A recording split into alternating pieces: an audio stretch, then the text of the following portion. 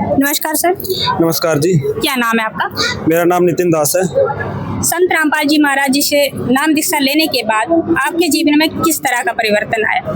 देखिए, हमारे जीवन में सर्वप्रथम तो हमें ये मालूम हुआ कि हमारे मनुष्य जीवन का मेन मकसद क्या है, क्योंकि इससे पहले अगर हम बात की जाए तो हम यही समझते थे कि हमें पढ़ाई करनी है और पढ़ाई करने के बाद हमें नौकरी लेनी है और नौकरी के बाद हमारा जो शादी ब्याह होगा और उससे हमें अपने बीवी बच्चों को और अपनी फैमिली को पालना, हम इसी को अपना जीवन का मेन मकसद जो है वो समझते थे। लेकिन संत रामपाल जी महाराज जी की शरण में आने के बाद हमें ये ज्ञात हुआ कि मनुष्य जीवन का मेन मकसद है मोक्ष प्राप्त करना।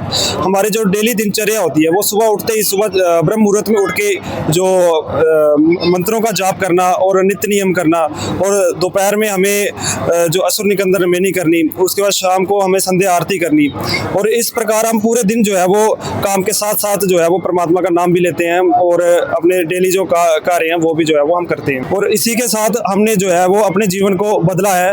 हमने जो गलत कार्य हैं, जो गलत संगत है, हमने उसको छोड़ा है, हमने उसको त्यागा है, तो सत्य मार्ग को जो है अपनाया है। और पुनः जो हम हिंदू समाज से हैं और हम जो कहते हैं कि हम आदि सनातनी पूजा करते हैं, लेकिन असल मायने में जो है हम आदि सनातनी पूजा नहीं करते हैं, हम शास्त्रों के विरुद्ध साधना करते हैं। लेकिन संत रामपाल जी महाराज जी की शरण में आने के बाद हम पुनः सनातनी जो है वो बने और अपने वेदों और गीता जी के आधार पे जो है वो भक्ति साधना जो है वो करते हैं। धन्यवाद। सत साहिब।